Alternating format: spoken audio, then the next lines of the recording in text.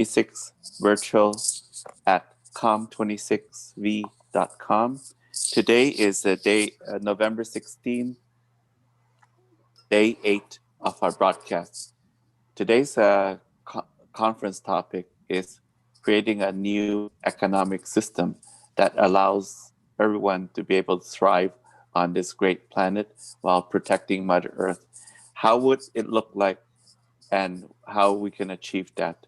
So today we have Robert Schram from the World Summit, who has been thinking and planning and engineering the new economic systems. And he is here. We're very happy and honored to have him here today. We'll talk about different subjects, including basic income, the gift economy, open access economy, the living economy, and whatever topics that come up that will go into that blueprint. So this is this process to create a blueprint will take 1 year. So this is just, we're planting the seeds to be able to do that. Robert, would you like to introduce yourself? Thanks, David. Happy to be here. Like you just shared, I am working for several transition platforms like World Summit, Hack Humanity, and Mother Ark. And the last 5 years of my active career, I've been studying alternative social, economical, and self-governance models. And this because it's pretty clear by now that the current models we have are unsustainable. And I think it's important that we explore, like we are doing at this conference, what the alternatives are. And that's why it's great to be present here. Robert, would you like to talk about a little bit about what we had talked about, the 3 pillars first a little bit, then we can go, because although we have designing a model, we do need to make that transition. And would you like to talk a little bit about it? Then we can go into the new economic system itself. Yeah, for sure. Well, the thing is, there are so many conferences and meetings, and there are millions of people online having meetings, really talking about the solutions that we are looking for.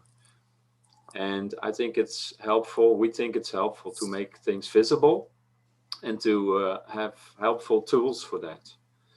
So we are working with several tools we use. We have the 12 sector wheel, the wheel of co-creation, where you can see how society is built up and how we are experiencing our current and daily lives. And we can see what the connections are. And we use the 3 pillars of activism, like you just mentioned. And the 3 pillars are from Joanna Macy. She's a thought leader, an activist. And she came up with a great model that we use a lot. Normally I use some pictures to explain it, but I can do it just by words. Basically, it's taking a look at society and activism through the lens of 3 separate pillars, but the pillars are working with each other. So we have one pillar that's called holding actions. This is where all the protest groups are. The groups like Fridays for Future from Greta Thunberg, Extinction Rebellion, Black Lives Matter, and Occupy in the past. And those are very important activities that are going on. Protest groups, they sort of, they're holding the action. So they sort of are saying, hey, let's stop this. Whatever is wrong, it's not well, and it doesn't make any sense to continue with it. So let's protest against it. So that's the holding actions pillar. Then we have another pillar, which are the shifts in consciousness. And here is where all the great change makers and thought leaders and people who give TEDx talks and people who have done research for years on problems and solutions.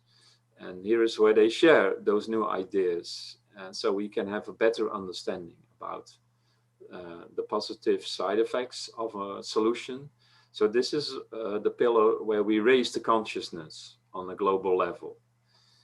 And then we have a third pillar, and that's called new systems. And in new systems, we actually build the models, the tools, the platforms to implement those solutions. So just to summarize it, only protesting in the holding actions pillar is not enough. It's important, but not enough.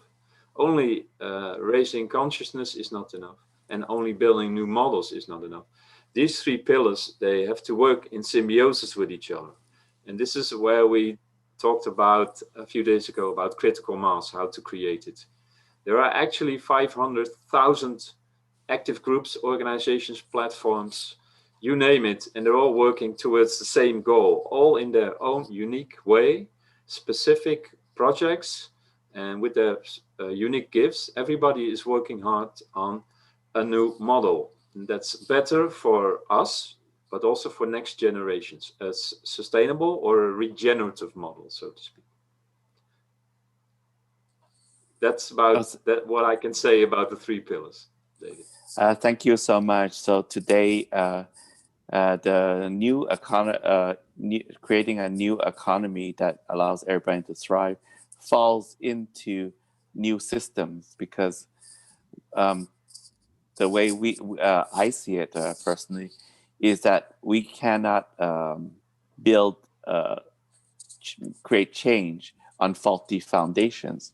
If we build, like example, a house, if the foundation is cracked or faulty, and you build a house on top of it, it's going to collapse. So that's what's happening in the world, is that there are faulty systems, institutional systems, like an economic system that was built in the 1700s during the Industrial Revolution, where people had limited access to knowledge and understanding of nature, understanding of relationship with each other.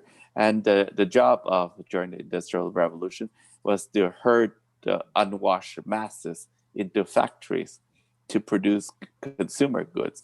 And that model is still with us. And presently, that model is no work. It doesn't work for 99% of the people. Works for only 1% of the people. And would you like to talk about why it's faulty, Robert? Yeah, I think the capitalism or the market, the model that we have now, it sort of served its purpose. So I'm not saying that everything that we've done so far on an economic level and other levels is totally bad, right? I think it served its purpose, and the last 40, 50 years, we have gained a lot of prosperity. Technology really took off. We have a huge and a great infrastructural network, a distribution network, so to speak. We can connect through the internet. So basically, how we sort of built on capitalism and how we used it, that was pretty much okay. Only there is one aspect that I would like to highlight a little bit, and that is it's unsustainable. And why didn't we really before talked a lot about? Of course we did. I mean, there are organizations like the Club of Rome who already said in the beginning 70s, like, if we continue this way, if we use a lot more resources than the earth can bear, then this is not going in a good way. It's going to turn out badly. And we can see climate change or the climate crisis also as an indication. The only thing is within the current models we have, the competitive models, it's very hard to make changes.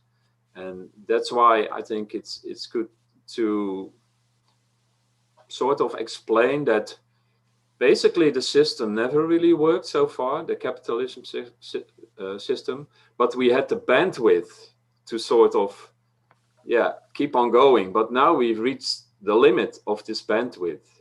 And this is what we're experiencing. This is the stress that we are experiencing, and why the current models are sort of starting to break down. I usually have a trick to explain why it's not sustainable. I can show it to you here. I do it with an orange, but it's to have some fun with it maybe. But I usually, when I want to explain someone in a simple way what is happening in our current world, that if you take this orange and you imagine that Earth, this is the planet Earth, right? And if you see my hand, you can see this as the monetary system, right? Well, the monetary system needs to grow. You can see it. It needs to grow to maintain itself, right? Business needs to grow. Otherwise, it can't sustain itself. We need to make more money so we can pay off our debts. And we need to grow for that. But this is the earth, and we need to grow for that. But the current systems ask something from our planet. It asks something. It takes something from our planet, right? So, resources. So, what just happened to our planet? You want to answer it, David? There's something missing there.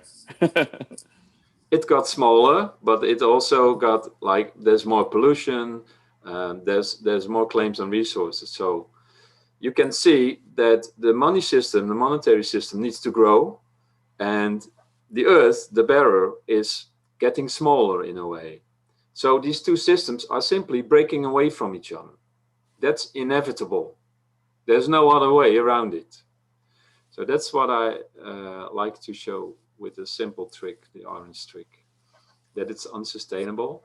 And I think we also have a moral obligation, not only for ourselves, but for Mother Nature and for all next 7 generations, to take care of the planet and of ourselves. And I think that's why it's important to think about alternatives and hence basic income at some point. I think it's also the explanation you gave was very good. Going along basically the planet has limited resources, like limited number of fish, limited number of trees right now in the forest, and everything else.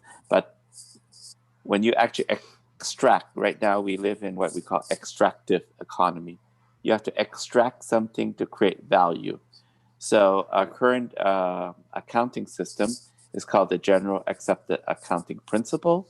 And it would say that a living tree has no value, zero value, until you can chop it down to create a product from it. Also, the lake or rivers have no value until you can bottle it, put in a bottle, and then that's where it generates its value. So that's why a lake has no value. So you can dump a bunch of toxins into it as it is, because natural lake has no value. Well, if you actually take the water and try to bottle it, it creates the value. So the living tree has no value, zero, actually. That's kind of like the strange part about this, like our existing accounting system. So all the animals in the forest have no value. The bees have zero value. So what it's saying is not saying it has it's priceless. It's not, that's what it's meaning. It has zero value. It has no value to humanity. So they can go in. So what we have seen happening in the example, the Anishinaabe territory we were in, the forestry company paid $1 to the Quebec government, and they can cut unlimited number of trees, how much they cut, because a tree has no value. But once it gets cut down, it becomes what they call logs. That is where it creates a value. So the logging companies got it basically. They got it for free, all the trees, because in our counting system has no value. So that's the crazy part about it. So this is actually a system is partially destroying our planet. The second thing I believe that's destroying our planet is our economic model called GDP. That means that every year we have to make more money than the next year. So it's an exponentially growth. We should call it's like a hockey stick. The growth is actually, if you see the graphs, you go crazy, because how can it grow like during the corona is going to be a hockey stick?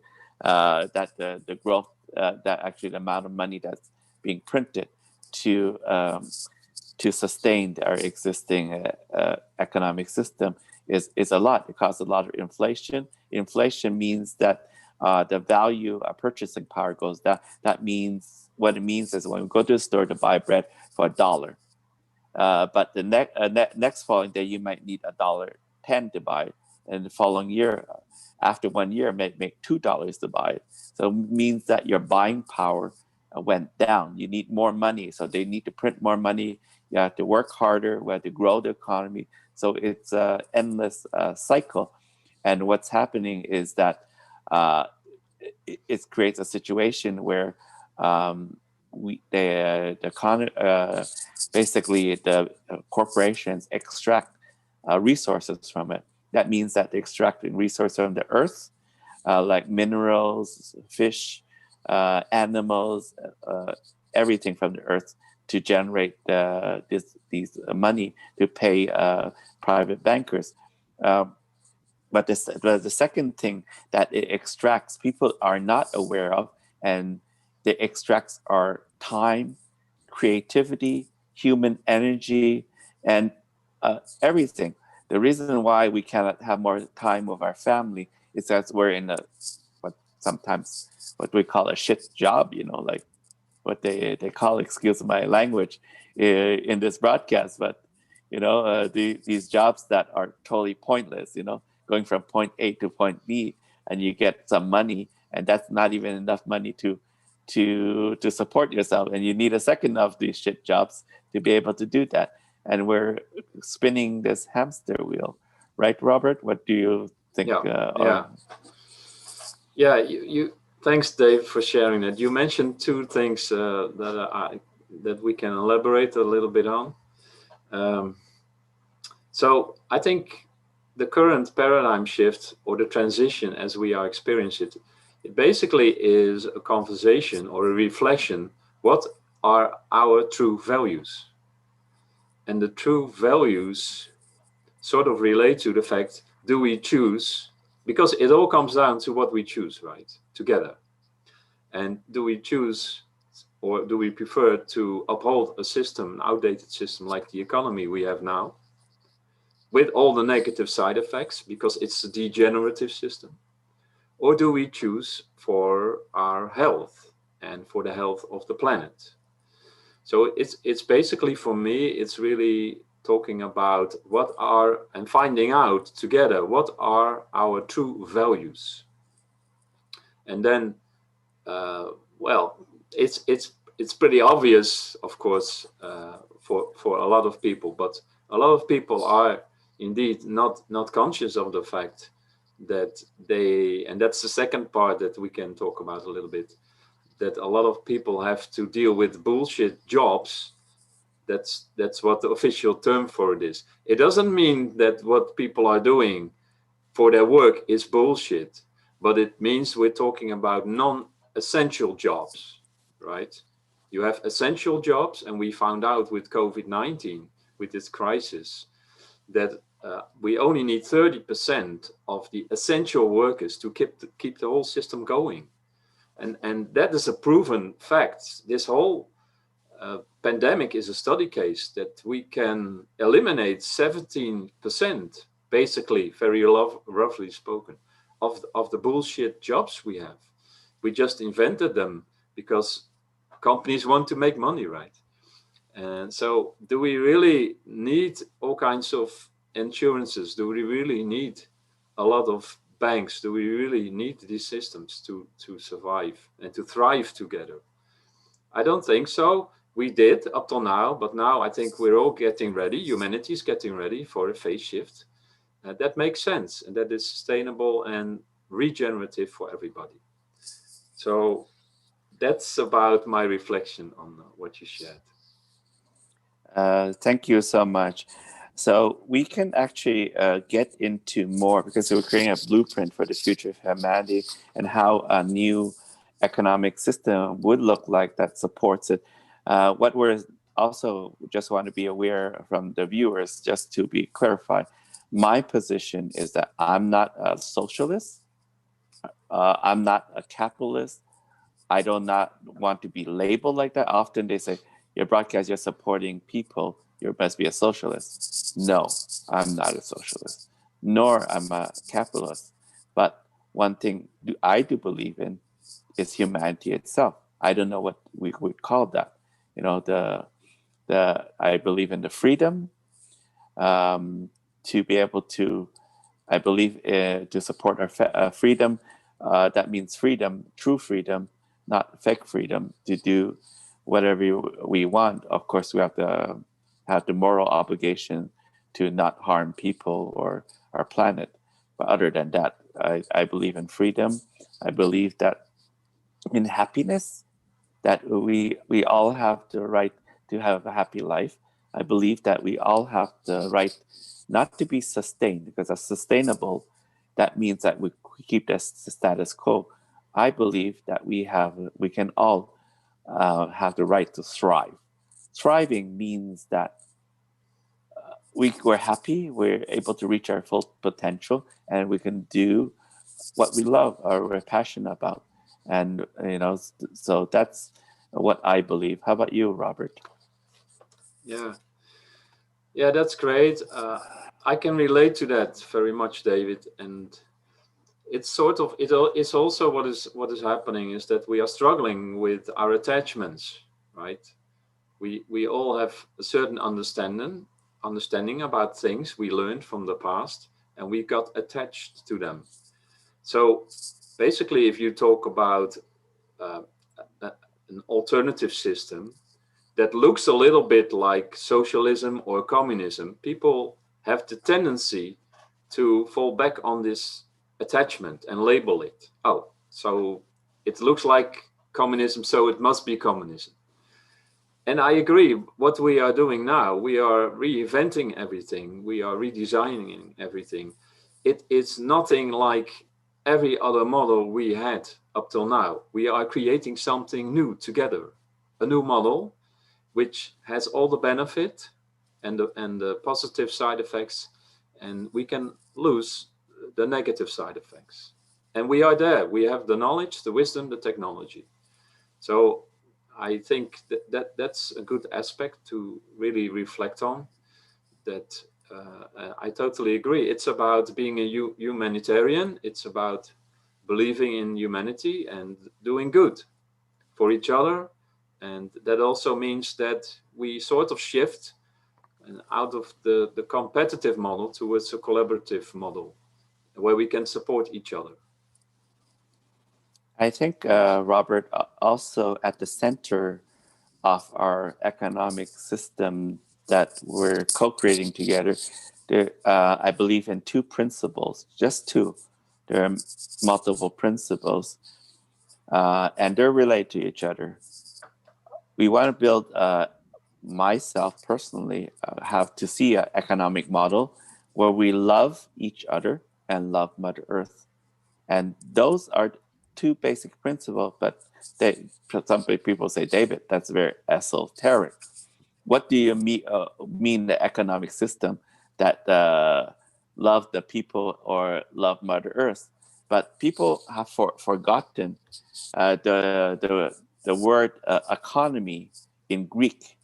Uh, it used to be to take economy in Greek. The original word means to take care of our homes.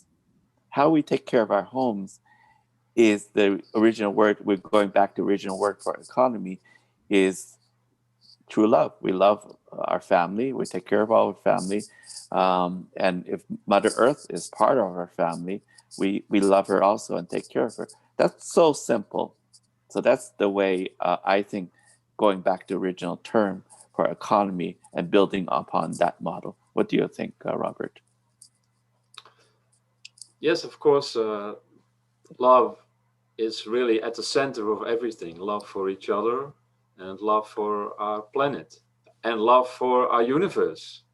So I think everything reflects back from that.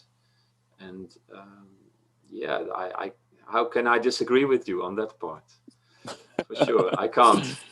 But of course, beside love, there are a lot of practical aspects that we sort of need to overcome, and that's what we are trying to do now. We're trying to support the process of humanity's phase shift. So we are trying to make people give people better understanding about the alternative possibilities there are, and that's what we're doing. And I'm not sure if you want to talk about basic income, for instance, as a yeah, Okay, alternative yeah, now or let's later. Yeah. let's talk about each topic. We're not going in order because the people watching it, these topics are our audience are pretty much aware what it is, the initial term. So we will just discuss with them briefly what is basic income. Then we'll go into detail of the different why is good, why is bad, and also the misconceptions of a lot, people have misconceptions on what it is. So just to take away that fear, Robert. So would you like to start with your definition, and I can chime in afterwards? Yeah. Well, I think an alternative model like a basic income is basically about, it's a mind shift, because it's about going from conditional to unconditional. And I think that's a big mind shift, because we have been taught that we need to compete with each other. We also been taught that we do an amount of work for somebody, and then we receive something back, right? Like goods or money in this case, like a salary. So it's an exchange. It's based on exchange. It's conditional exchange.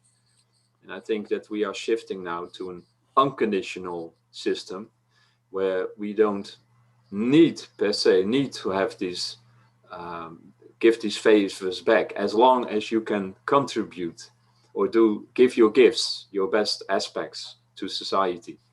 So I think that's important to sort of zoom into a little bit.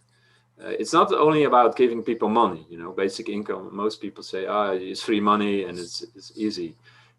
Those are, there are practical advantages and disadvantages, but I don't feel that we should have to talk a lot about it. For me, it's basically the mind shift from an conditional system we have to an unconditional one, an unconditional where we feel that we are taken care of. You know, that's that we feel supported by it and not hunted down or worn down or not chased by the IRS or whatever. So I think that's basically something I wanted to share now. How do you feel about it?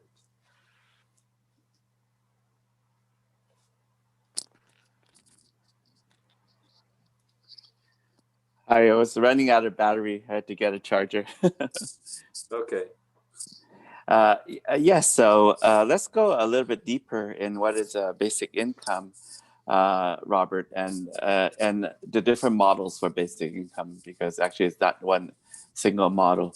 So would you like to explain about it, what it is and how it would function, and then we could, from what you know, and then I can share what I Yeah. know. Okay. Well, I'm not claiming to be an expert on universal basic income, David. I've met a lot of people talking about it because, you know, we are working with transition platforms. So, as a coordinator, I have an understanding what the basic principle is.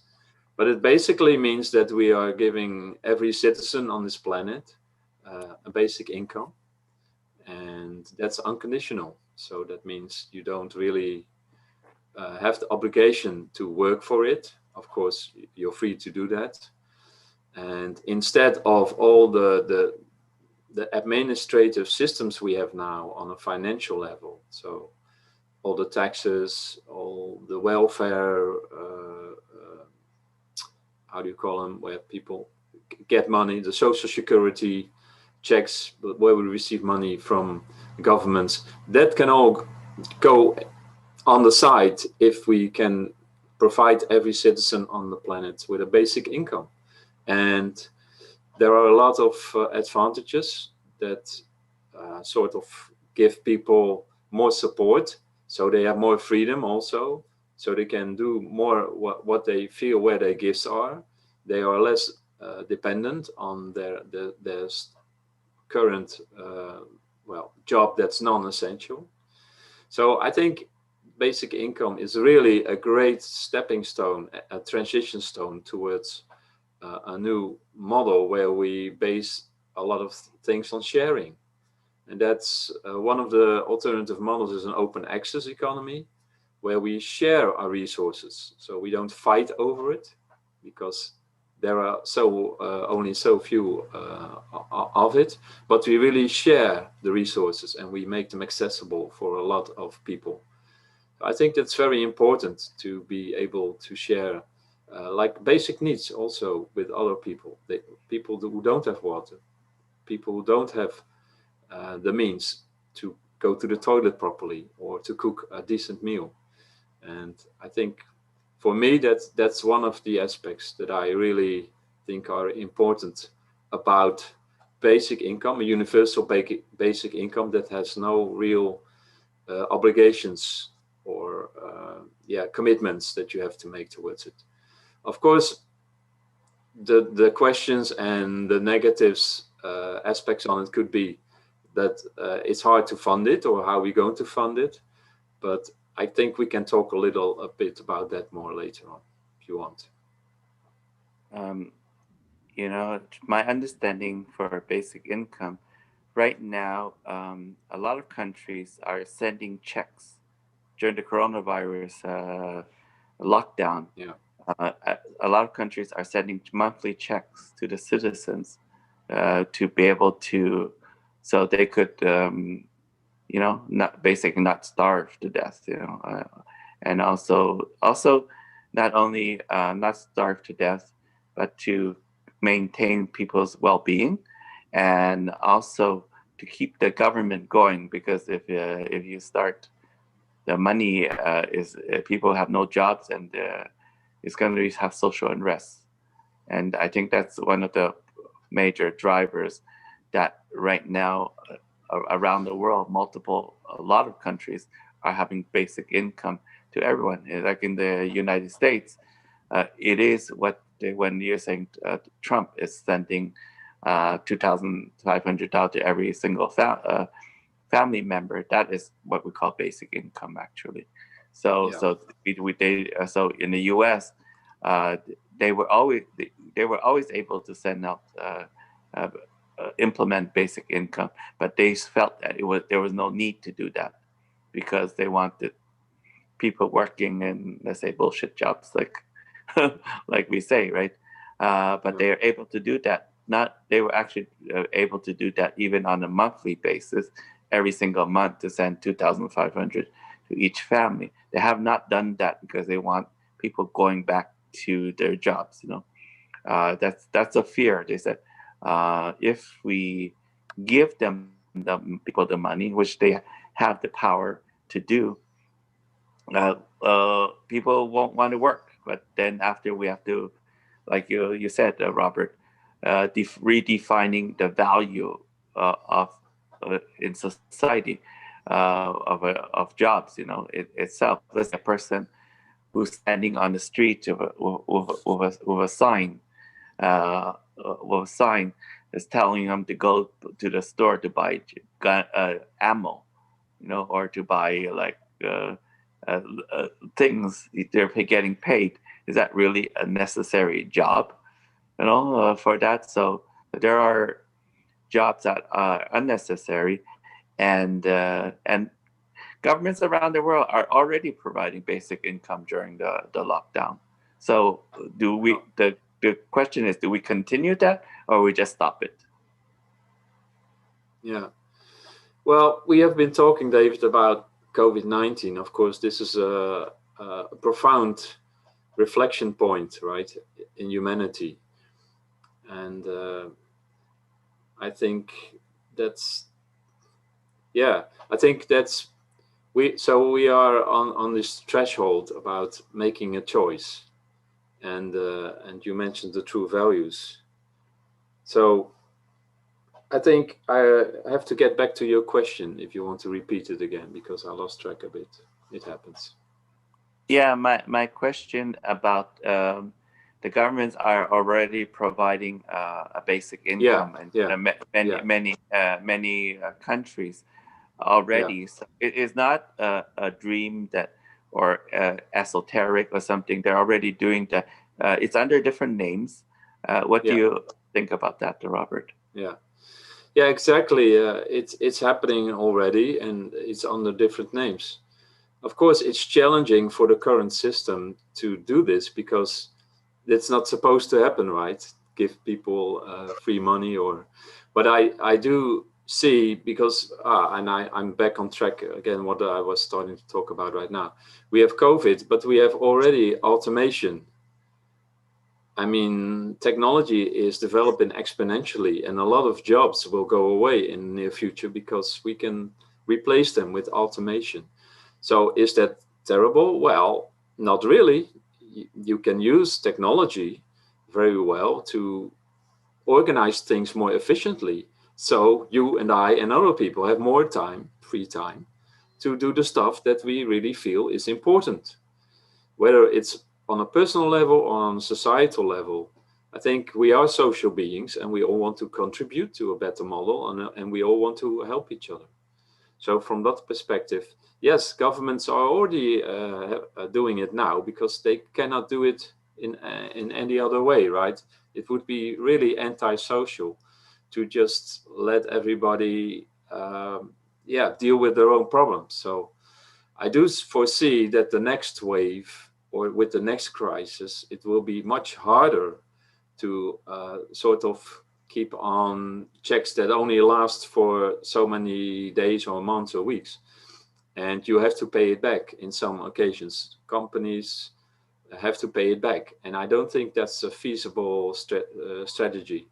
I think having a basic income really provides people with a more balanced life also. And I would connect it to some other great ideas.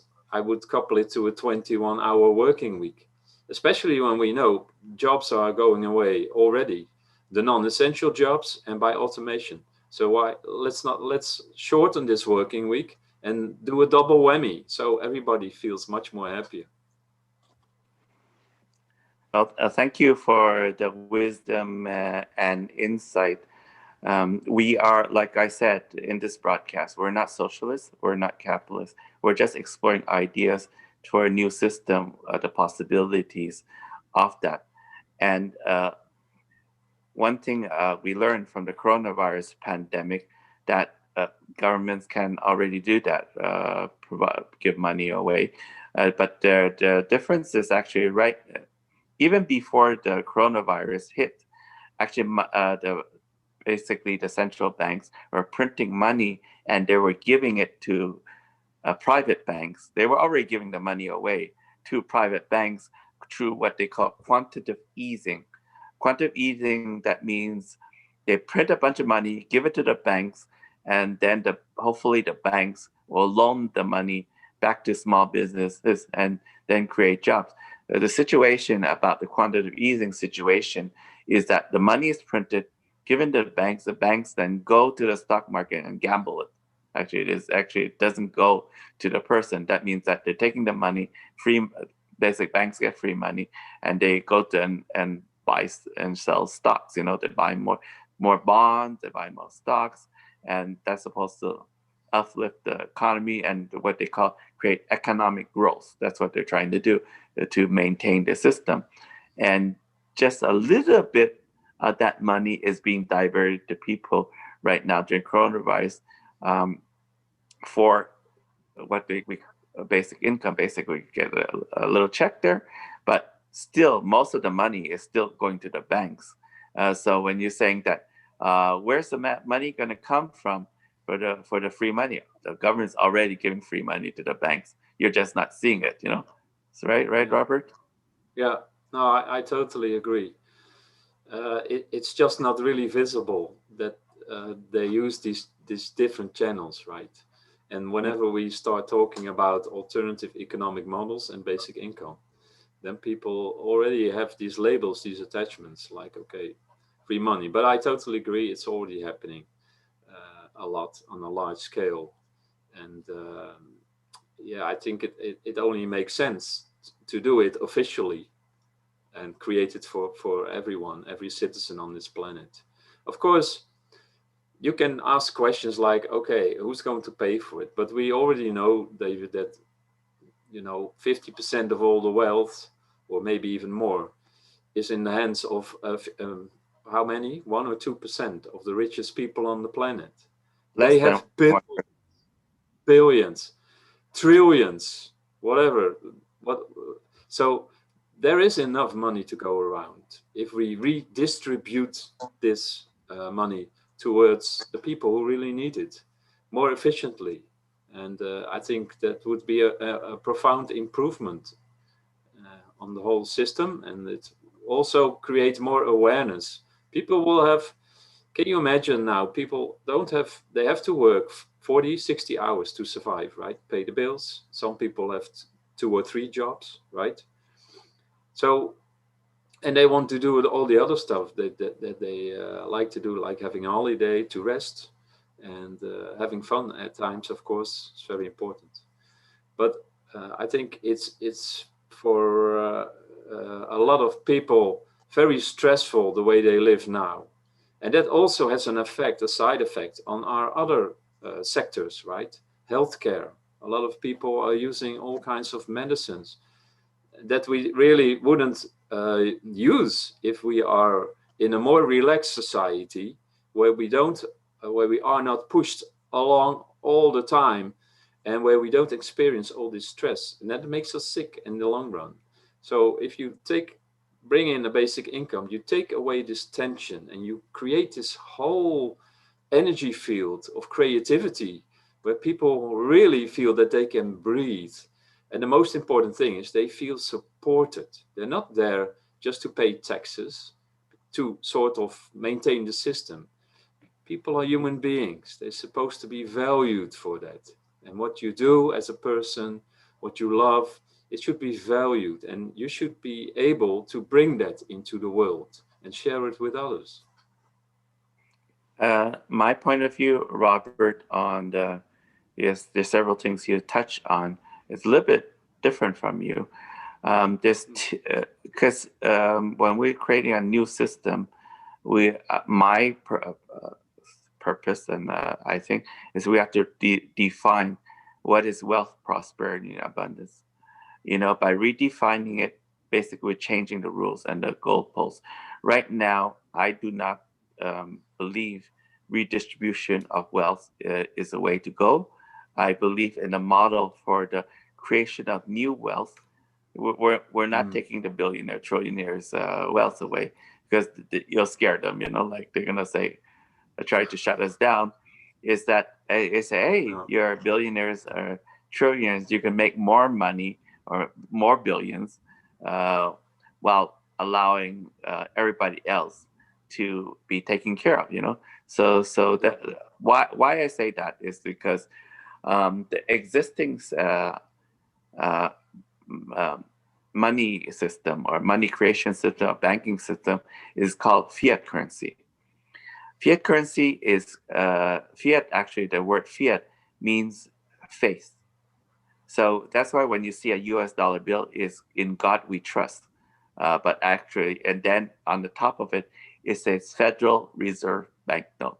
So they're saying that, hey, don't bring your pitchforks and come after us if something happens, is because God allow us to do this, So there is a sort of way I think to defer responsibility and also to it's magic, what I call magic.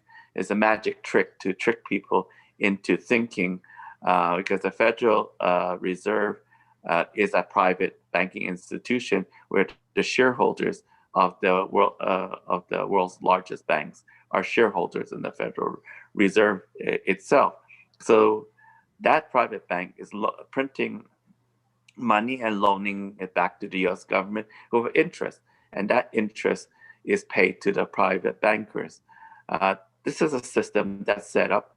I'm not saying it's good or bad about the system. It's just that the system was set up before we become more conscious. Humanity was at a more conscious level. So that was the best they could have done at that point. But I believe that we don't need that type of system anymore because and also just to be aware, the US dollar is not backed by gold, uh, believe it or not backed by gold. The gold standard was removed in the 1970s by Richard Nixon, the last, and there's no actually gold in Fort Knox anymore. So when people say U.S. dollar, well, what is the U.S. dollar backed by? It's not backed by gold. I said nothing. They said there has to be something. So the human mind cannot comprehend that they're printing money and giving it to you, and it's not backed by anything. It's basically what we call fiat, means a trust based on the trust of the government. What happened? We see a hyperinflation in places like Vietnam or Venezuela because they no longer trust the government to be able to pay off the debt to the private banks, where it spirals into inflation. Maybe to buy a loaf of bread, you need $100,000 to buy a loaf. That's what it happens. So, what is your opinion on that, Robert? Yeah, I just want to emphasize, David, that alternative models, economic models like basic income, they are not a solution, a long-term solution, right? That I see it more personally. I see it as a stepping stone. Okay, we are in a situation now where we need to take care of each other. Things are happening. We have all kinds of crises going on, but I see it as an important stepping stone in the whole transition process. Okay, so basically, you can say we are flowing towards an open access economy or a sharing economy or a gift economy where we have access to the goods. So really, we take money out of the equation. We don't need it anymore. You know, it had this purpose, and I think so. As a stepping stone, I think it's fine because it will also sort of make us aware of the fact that the system is able to change and that we also can be supported. So in our mindset, it's also an important stepping stone. At some point after maybe 10 years basic income, people will say, why do we even need this money? I'm getting it. Why do we, if I don't receive it and I just keep on doing what I've been doing and I put in my share for society, why do we need it? Why should you go to a store and then pay with a currency for it? It's really a bit ancient how it feels to me. So from that perspective, I agree with you that this is how I'm expressing. It's not a long-term solution, but for the short run, it might be a very good stepping stone if you couple it to something powerful like a shorter working week. Also, just want to make you aware, the Conference of Movements, com26v.com. We also have an initiative called the World Basic Income Program, which is like Robert is a part of. The World Basic Income is a little bit different concept from basic income because we have placed a condition into it for continue receiving the basic income. The World Basic Income Program is not unconditional. There's a condition. The condition is that you have to keep on protecting Mother Earth. So it's because it's an incentive. What we call you're being rewarded for living sustainably. Some people saying that I don't want to live sustainably, so I'm not going to take that World Basic Income Program.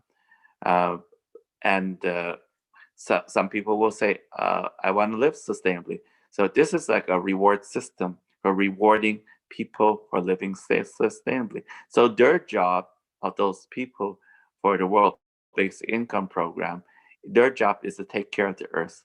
So they're being paid to be able to restore the climate, plant more trees, live sustainably. So this is little bit different about it. What is your opinion on that, Robert?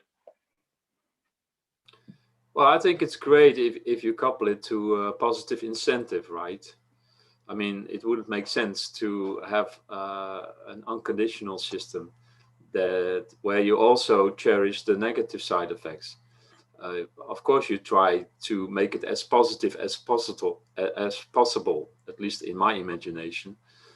And so I understand it that it looks like a small difference. But then we can have a discussion about, okay, what do we feel like is something that is valuable for us and for Mother Nature, and what do we feel that we can, let go for now, for the moment. It's not that important.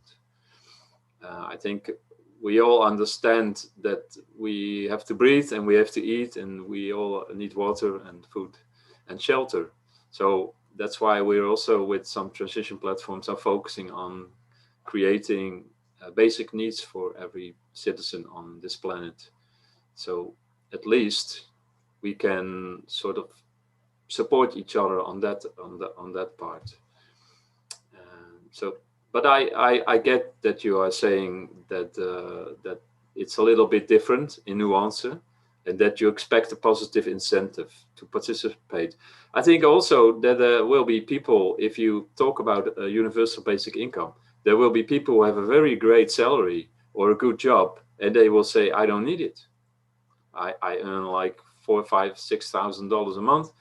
Why do I need this $500 or $1,000? And of course, in my mind, you can also say no to it. So there is more for somebody else who really needs it. So I don't think it should be obligated to accept it, but it's a free choice. Definitely, there's a free choice. If for us, the world basic income, they want to protect Mother Earth or not, they don't need to take it, but that's our condition. Um, the reason why is that when you go, example, to borrow money from banks, they have a bunch of conditions and contracts, right? So it's just we're setting our ground rules for how people receive their world basic income, and we'll talk about a little bit later about how the world basic income program is being funded, because a lot of people say how it's going to be funded.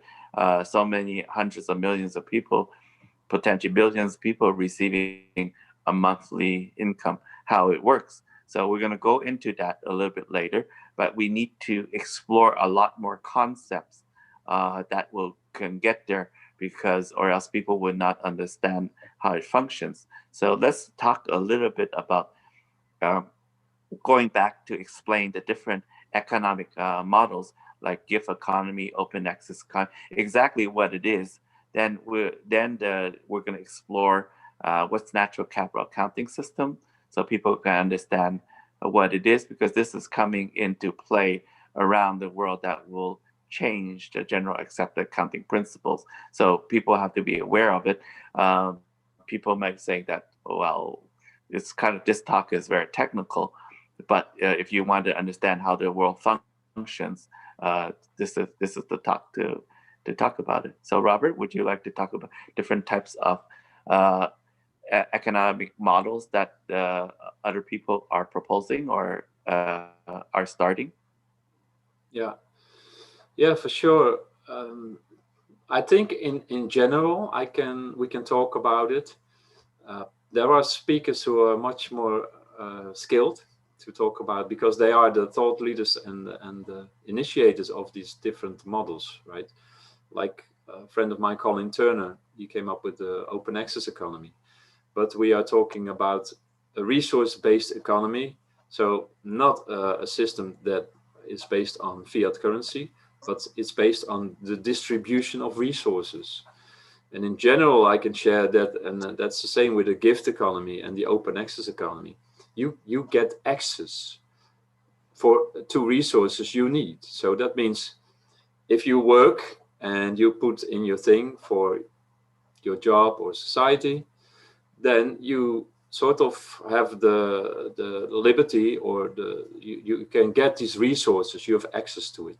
It doesn't mean like owning a boat. Do you really need to own a boat that sort of you only use for 2 weeks a year, right? Do you need to be a millionaire to have a day trip on a nice luxurious yacht? Well, not really. You can have access to it. It's available for you that day. Also for a nice car. It's about transport. So having access to the things we need, and we're talking about quality stuff. So we're not dealing with stuff that is really so low on quality because a lot of companies want to make money on it. No, we're not wasting resources. We're talking about very healthy quality productions that we use. And it doesn't mean it has to be boring, because there are so many exciting inventions and developments going on.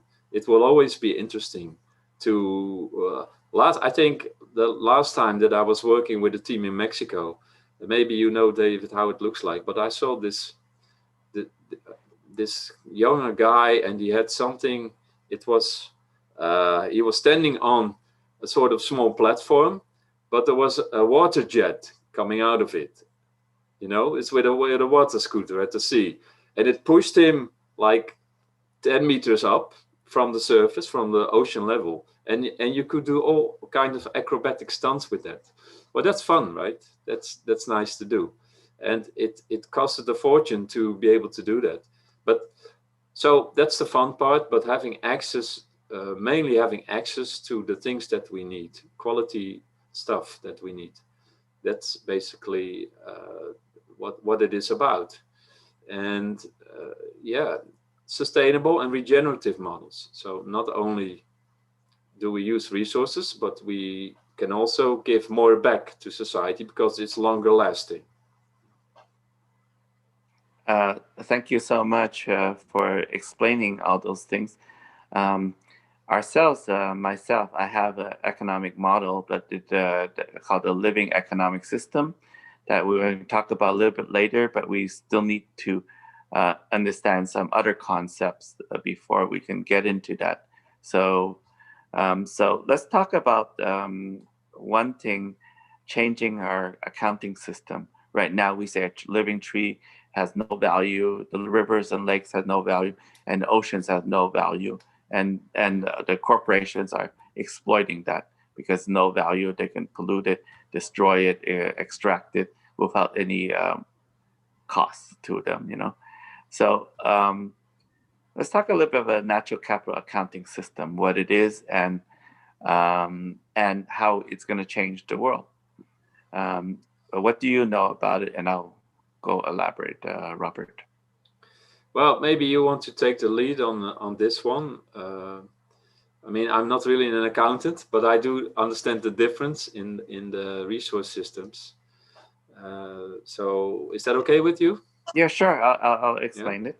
I Yeah. just want to make you, because you're in this field, I just want to see how, because this census is so new, right? To see how much you know. So already, because you're in this movement, to see if you, as in that movement, and don't understand it fully, other people probably know nothing about it. So just what do Yeah. you know about it so far, Robert? I'll go explain in more detail. You know. Okay. Well, what I know about it, that basically we are talking about true values. So that means, and we gave an example like a whale in the ocean. I think Daniel Smachtenberger used it once. He's a change maker and thought leader. So a whale in the ocean is not worth anything, right? And but once it's being caught, it's worth $1 million. So it's very tempting to use these resources. And there are people also within the transition platforms that are taking a critical look at the systems we have, the justice systems.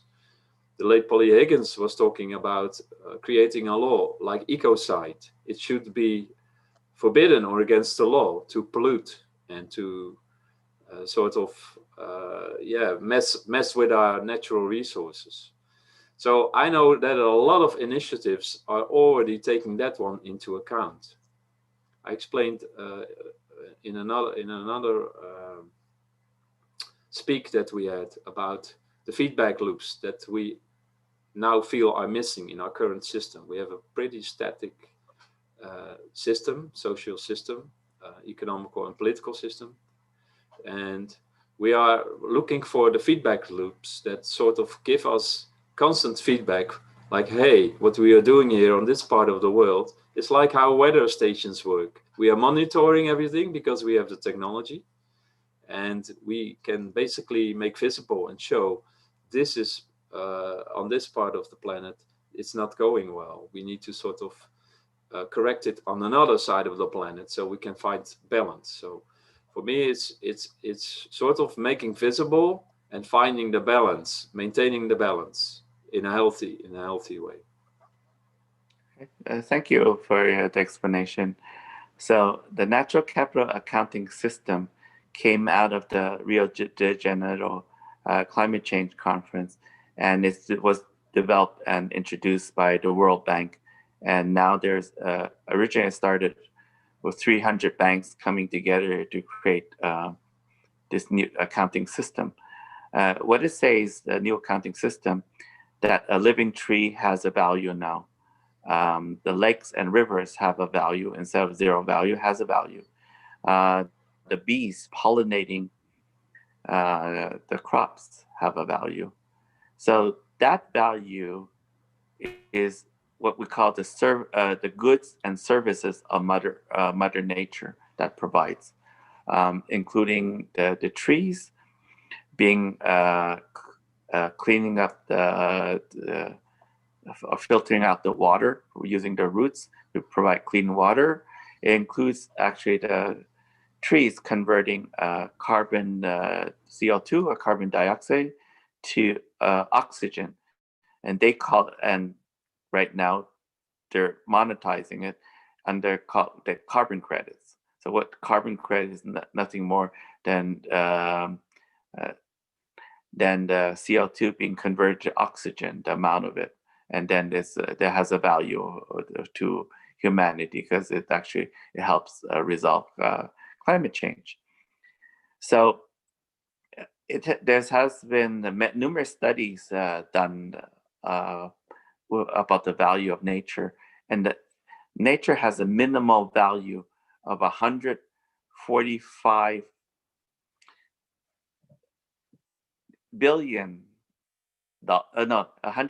trillion dollars per year. $145 trillion per year, the value of services of nature that it provides to humanity. How they calculate it is that if, example, in New York, they have most of the water in New York state actually going to New York City is being filtered by trees actually. They said, what would it cost for a filtration plant if we had to chop down all the trees and replace it with a filtration plant? And that is the equivalent of the value of those trees in nature. So that's how they calculated the value of 145 trillion per year. So those are what we call natural capital assets. It includes the mineral rights underground, the gold, diamonds, oil, everything underground. So that people understand. Imagine the oil and the gold underground is like Fort Knox. It's just like it's being held underground. Uh, all the gold now it has a value because I have a mining claim on it. I own it, so that gold underground I can put on my accounting books and it has a value. I could go to the bank to borrow money against it. Because that's nothing. The natural capital accounting system says that tree has a value. The rivers, the lakes, pollination, and all the ecosystem services has a value. So the reason why the 300 banks came together and said that was not only altruistic, that means to protect Mother Earth. Why would bankers do it anyways, right? The reason why the 300 bankers are doing it, because they know that these debt that from corporations will never be paid off. So they're in a situation where they're printing more and more money, but it's coming to an end. So they cannot print that money anymore. Then they're looking at they're buying up right now natural capital assets very cheap, like aquifers, the forests, and like that, and they're putting that onto their accounting books, and they're switching the accounting books. So they're buying it very cheap at the no value or zero value, and then they're switching it to become the most valuable thing on earth. So imagine a tree, they got it for free, they bought it for like zero because we are under the general accepted accounting principles. now they purchase it, the bank owns it, and they're going to switch it to, and each tree will have an example like $3,000 value. So now they just got it for nothing, and they were having on the books at $3,000 per tree. So that's the benefit, and they're planning to use that to basically boost up all the banks of the world. So all the banks will be fully funded again because they own all the natural capital assets of the world, and including the fresh water and control of it. So, and they're using that money. They call it. They are not hiding anything. Is on their website, on the World Bank's website, and Natural Capital Coalition's website. They it's to create equity, they call it, through these natural capital assets, and that equity is to print more money and loan it back to us ordinary people. So no matter if you say I don't like natural capital accounting system, it's coming anyways. The banks are using it. Our goal as indigenous people is that how we can protect our these treasure of the earth or natural capital assets while we are able to monetize its value. So the monetize its value is a lot of people are afraid, saying that, wow, we put a value on nature, we should not do that. But the banks are already doing it. So even though you do nothing, the bank's already doing it. Is that if you sit, just like sitting around on a chair, let's say there's one chair in a room. They said, well, I'm not going to sit on that chair.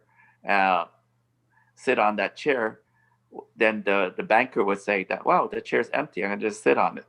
That's the situation. It's just like, if you're not going to do it, the bank's going to do it anyways. So why don't we just get the benefit of it for humanity versus the banks? That's what I think. What do you think about that, Robert? Yeah, well, that makes sense. I still want to sort of supplement your talk with the fact there are ethical bankers, there are people and organizations that sort of buying up land so they can preserve it, right? It's not, I know that the system sort of motivates banks and people to make a profit out of it, but luckily, and that's what I experience within all these transition platforms and alternative ideas, there are people that have ethics, and they want to use ethical banking to support these projects. So, and I like to some of these banks that you're talking about. So we're aware of them, because I'm not aware of them. Sorry about that, Robert. Well, maybe not by name, but if you Google ethical banking, you can find hundreds of organizations and even banks that are I'm now in the Netherlands, in Europe, and we have some green banks that are really focused on it. So they really, and that's what a few of the SDG goals also are related to. They're really taking a look at how things are invested. Are they ethical? So is the money not used to buy ammunition, or to fund some kind of war? And so they really want to see if the money is well spent and used in an ethical way that's regenerative for our planet. So I think that's important to mention. Yeah. So of course, wow. How long do you want to talk about it? There are so many aspects to it, but that's how I can feel I can contribute to this discussion. That people great. have to sort of investigate on their own a little bit. I mean, I don't know everything, so I don't. Yep. No, we're building new things together, Robert. You don't have to know everything. We're providing the seed to open the discussion to more people of ideas to join us.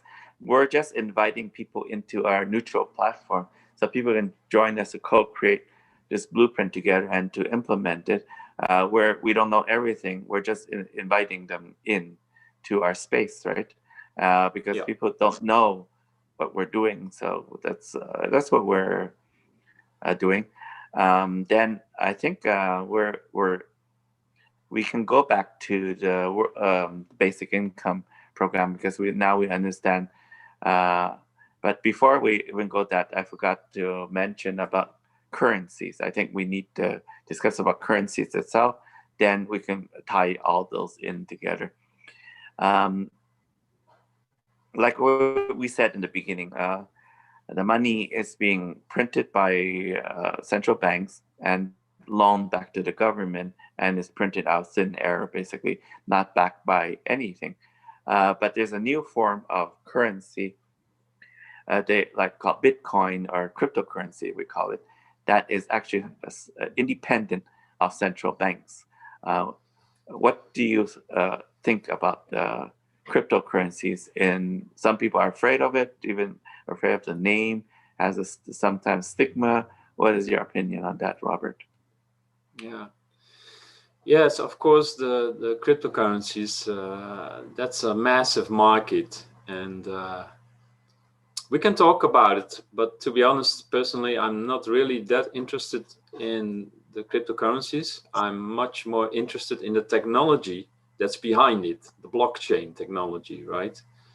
And I think that's an important aspect that is very positive about cryptocurrencies, that is running on the blockchain. And a lot of people confuse it with, like, Bitcoin is the same as a blockchain. It isn't. It's like your website is running on the internet. You know, it's the same with cryptocurrencies and blockchain technology. And I'm very positive about those developments, because a blockchain basically means that you create ledgers. It's maybe a little bit technical to explain, but everything that you agree, you create agreements, and you take out the middle person in this way. You create direct agreements, and you make a deal together, and it's stamped, it's marked, and it's transparent. Everybody can see how the agreement was made.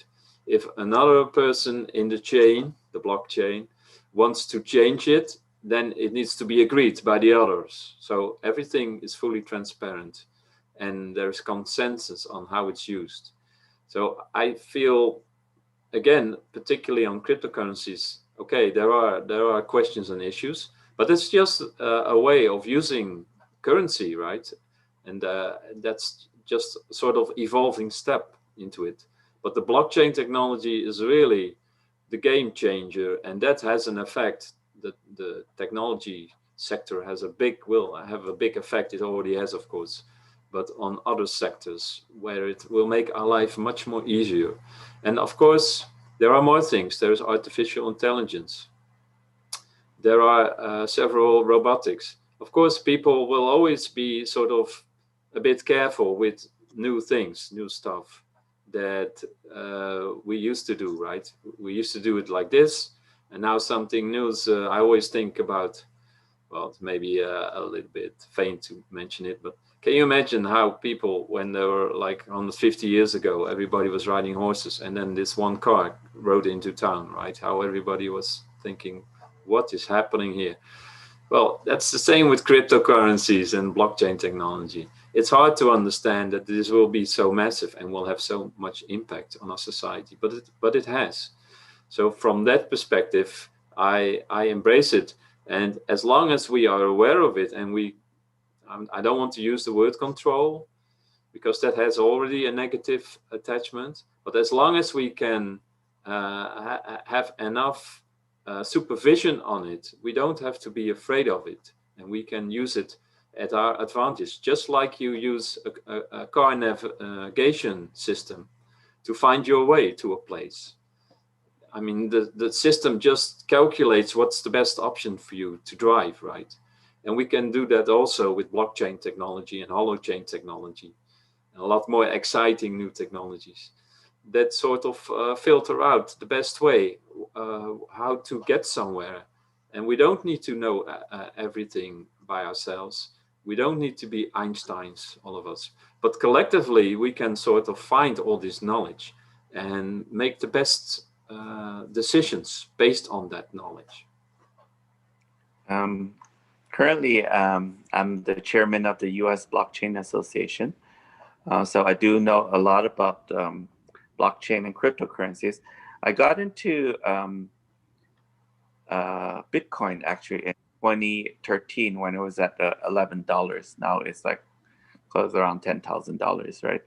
$11 because indigenous people wanted to create their own currency. That means the reason we call it what we call local currencies. Local currencies, before I go into local currencies, I'll explain about actually the currency itself. What is currency? Actually, currency, air is a currency. Currency is that it flows through and it exchanges with one another. So air is a currency where we breathe in, the animals breathe in, and we exhale it out. And then there's the trees breathe in and exhale it out. So there's an exchange, right? So that is a current, actually. Water is a beautiful currency that flows through the round, and it brings life to people. If people put a dam on a river, all the countries down the river will be affected because there's a blockage. Uh, but it's a currency when it's flowing. That means the river is flowing, and it's beautiful because it brings life and like that. The most important currency we have is in our body, is blood. Blood is a currency that revitalizes all our organs. So that is an important currency. So it's flowing and we are healthy. But if there's actually a blockage of the flow of the current, like we can have a heart attack or stroke, and we have create illness. So that is important currency in our body. So currency is not just money; it's actually it's just talking about the flow. So another thing that is a currency in our body is the energy in our body, the way it flows through the different organs. We can see that we have with acupuncture, if people have a blockage in a certain area, they become very ill. So the goal of acupuncture is unblock the currency in your body, the electrical current or the energy in your body. So that is a currency. So what's happening in our system, economic system, there's a currency. Let's say it's a US dollar, or the currency, the fiat currency is flowing through the system, but actually the flow stops at the 1% of the people. So that actually the money is never going out; it's stayed in a bank account. It's like having a stroke or heart attack. If the money was able to flow in and out, we there wouldn't be poverty or uh, war. There wouldn't be hunger. There wouldn't be actually even climate change or destruction of the environment. It was flowing. Is because it's when it flows, it stops. So we have to create more. Basically, try to create more currency to feed that 1% to keep the flow going. So that's how I define currency. How the Bitcoin or cryptocurrency comes into play is that the fiat currency system, which is the traditional international US dollar, euro, and so on, is linked to a banking system. So it's flowing, the currency is created by banks and is flown through governments and individuals, but eventually goes back to 1% of the people who will accumulate it and own it, you know. Um, the difference between cryptocurrencies, Bitcoin, Ethereum, is actually is a creation of new wealth. That means that this wealth never existed before. It's actually printing or generating its own money or own value, and that value did not exist before the fiat currency. So it's totally independent. So when we're saying generating new wealth, what does that mean? It means that somebody has agreed. There's money is an agreement between two parties that has value.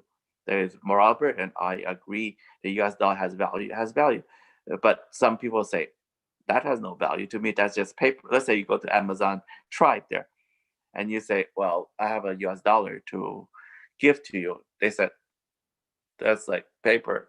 has no value to me. What I'm going to do with it? Because there's no agreement that has value. So a currency gains its value by agreement between parties, and the consensus between many people. Let's say in Venezuela, there's enough people saying has no value that it has no value, because the consensus is not enough consensus it has the value. So that's the same thing. That's why when you go to a money exchange, it's just a perception of what's the value on that day, on the traders, their minds, has a value or not. So I love cryptocurrency. The reason why I love it is because it has a value that never existed there. That's why it allows people to become wealthy. Like there's Bitcoin billionaires and Ethereum billionaires and so on, is because they didn't have to buy into a system to become a millionaire or a billionaire. Is because it is not taking from existing system. It actually is generated. It's a new system that is totally independent. So, what do you think about that, Robert? Yeah, thanks, David. Basically, what you're saying is the current monetary system we have now, it runs through major bank institutions. So that's centralized banking, right? It's a centralized money flow. And that also includes that there is a form of control and power there.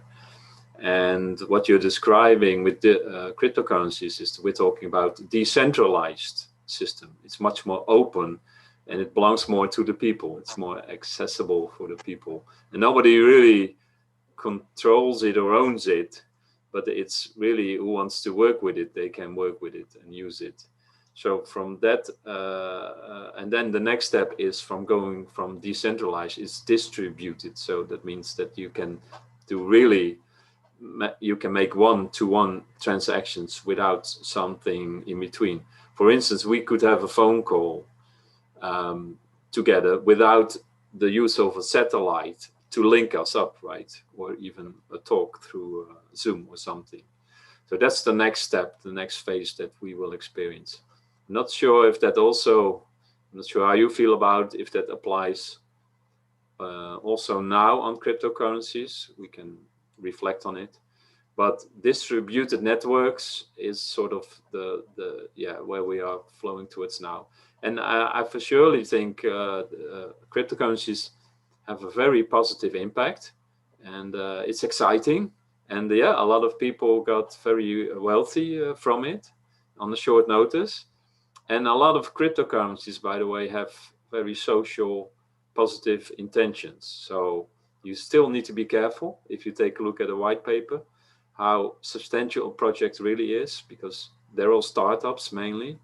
But I think there is a true value there to sort of be regenerative. So with one successful cryptocurrency project, you can sponsor, support, fund other regenerative projects. Yeah, that's tying it all together is that going back to the question is that we touch on the point of economic systems, then we touch on the point of accounting systems, and we touch on the point of cryptocurrencies. The new economic model or touches on all three of them and probably a lot more. We're just talking about the basics in this talk. So it goes back to the question, because we said we're going to introduce a world basic income. How is that world basic income funded? It's actually that's the question.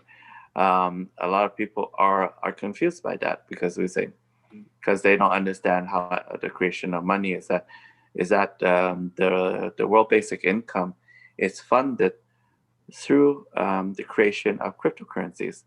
The cryptocurrency that we're proposing is actually pegged to natural capital assets. Pegged is not, there's a difference between being pegged and backed by natural capital assets.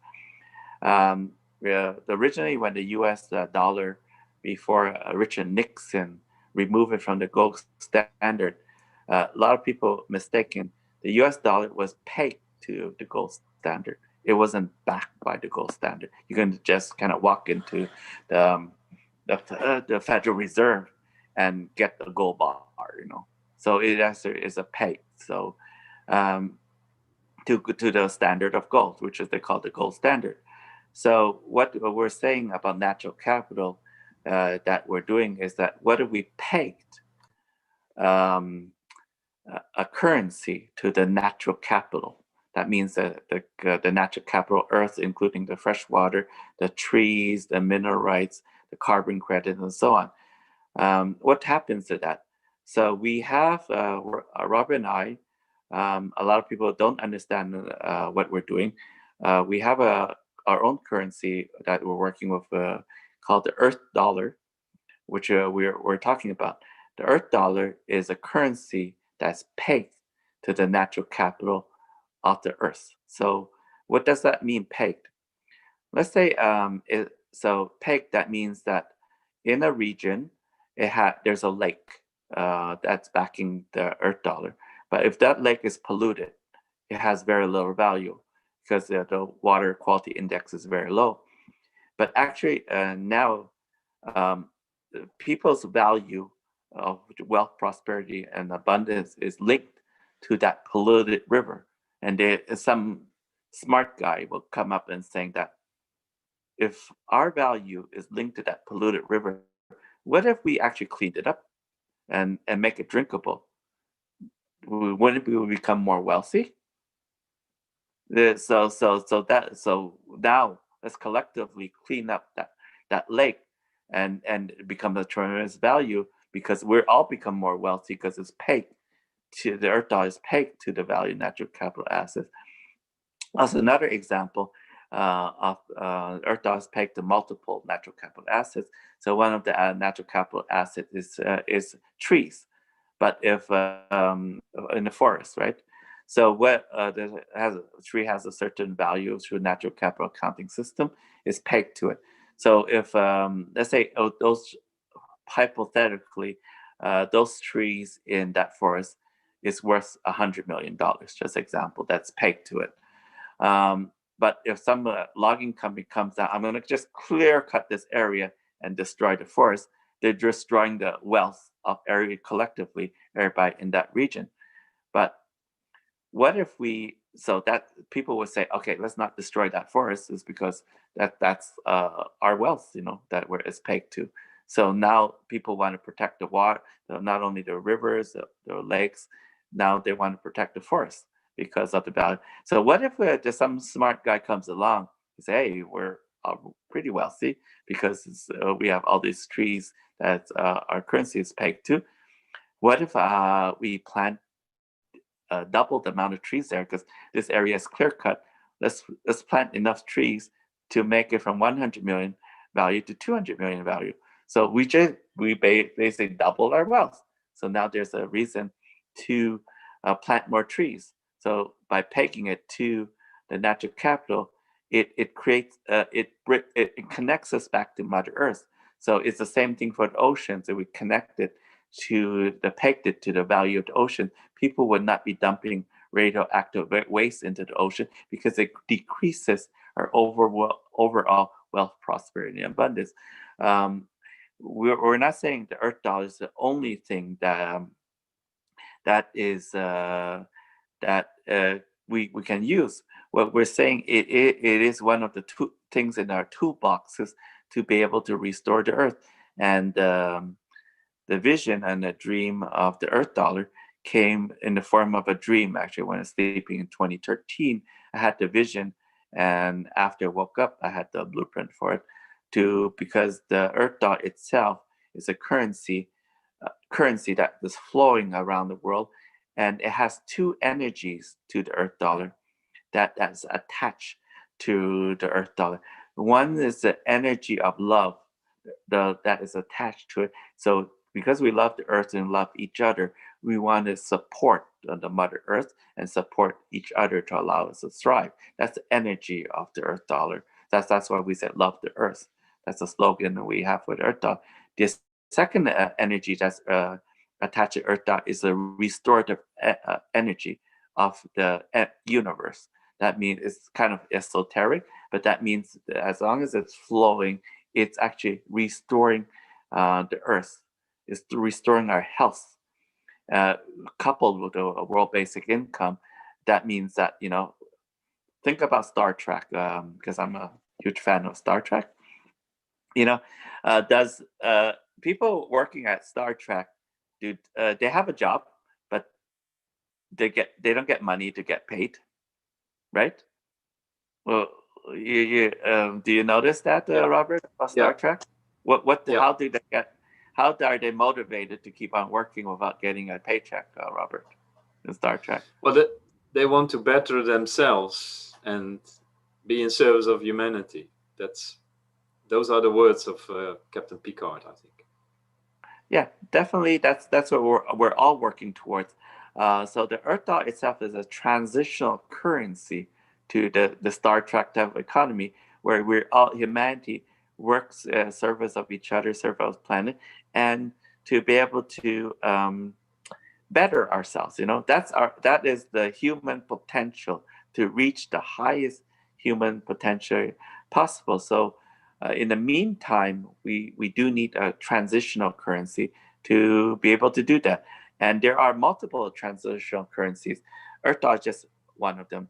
There's a seeds currency that we also support. That has the same similar vision as us, different system, but they're working towards that. There's people developing the tree coin to protect the trees, and they're developing the energy coin to be able to provide alternative clean energy to everyone on Earth. So there's multiple currencies that's being developed and in the works that want to do that. What is your opinion on that, Robert? Yeah, I think I just earlier mentioned it, that there are several tokens and cryptocurrencies that have those incentive to be in service of humanity and to sponsor and invest in social projects. So, no, that's really great. I think there are, maybe David, how many cryptocurrencies are active right now worldwide?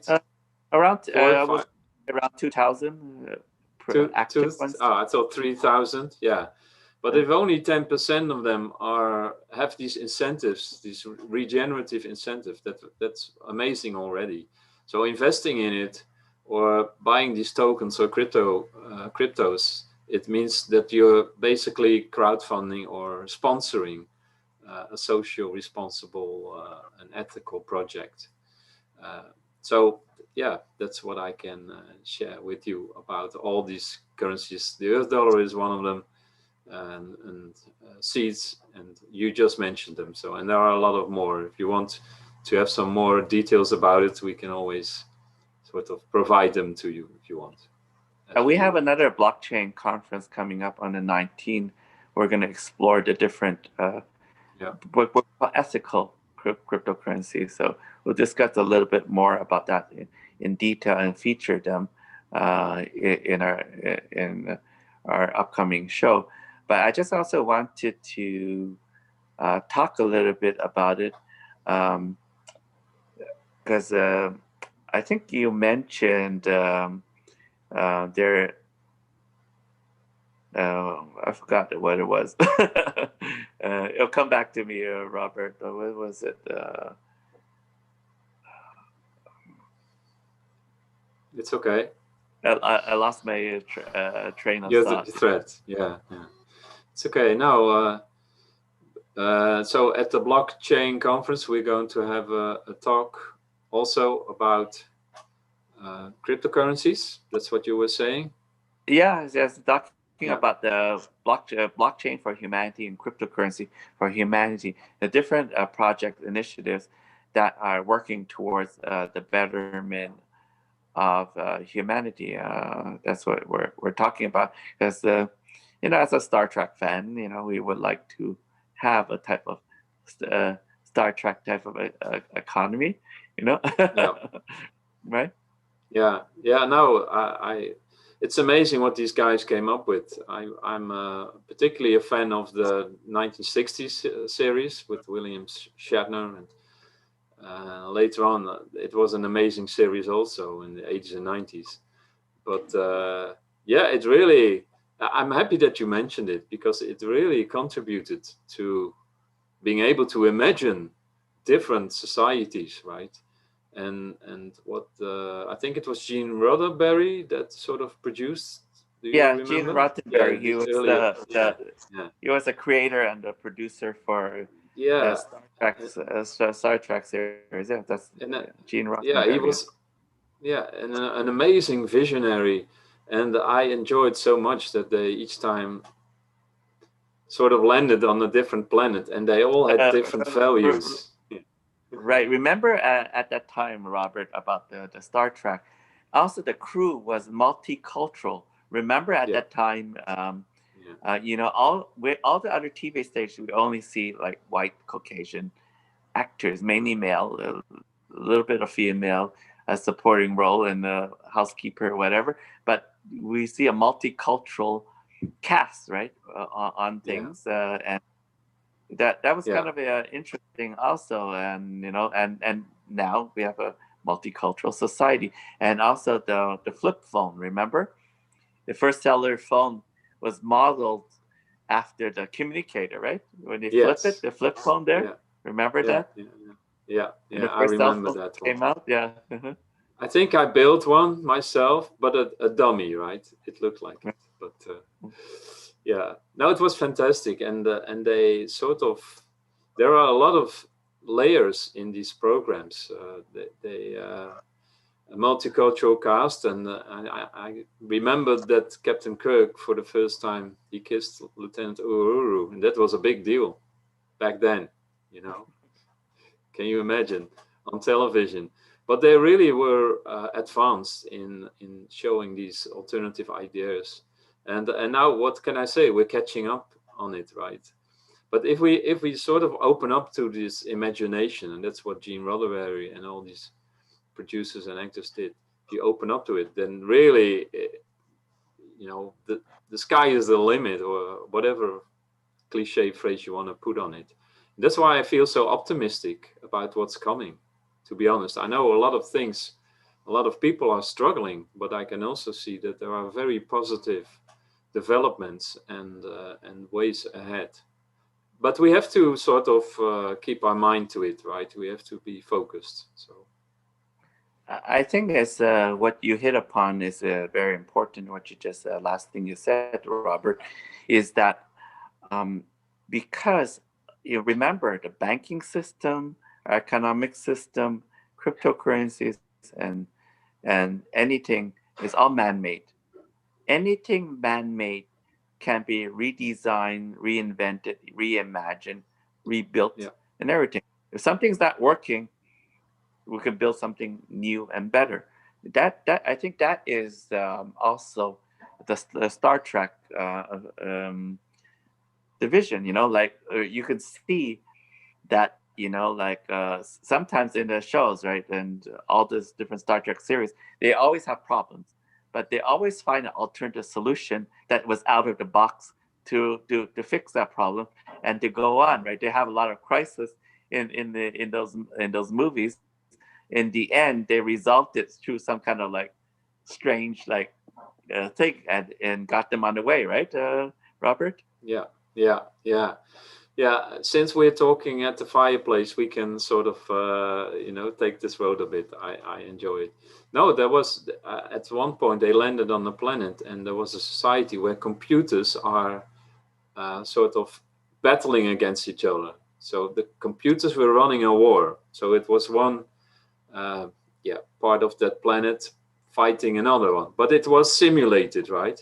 But Right. the thing is, whenever they dropped a sort of artificial bomb, and there were like 200,000 casualties on that planet, the people were used to go to an extermination uh, booth, because the computer said, okay, you are a casualty of war, so you now have to exterminate yourself. And the people did that freely.